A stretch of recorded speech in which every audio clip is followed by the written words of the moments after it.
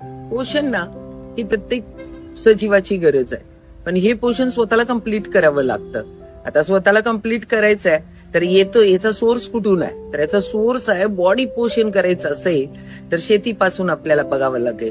पण आज जमिनीची स्थिती काय आहे? ऍज अ प्रोग्रेसिव्ह फार्मर आम्ही जी स्थित्यंतर बघायला लागलो याच्यामध्ये जमिनीमध्ये पोषण मूल्य खूप कमी आहे. पोषण मूल्य जमिनीत कमी असते तर ती पिकात येणार कुठून?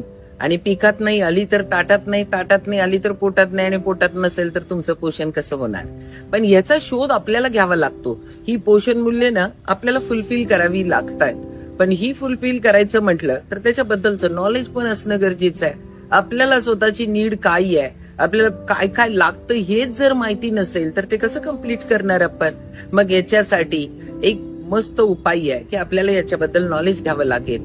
नॉलेज भेटतं कुठं? तर नॉलेज भेटतं शेतायुषीमध्ये. खूप भारी याच्याबद्दल गाईड केलं जातं, पोषण मूल्यांच्या बद्दल सांगितलं जातं.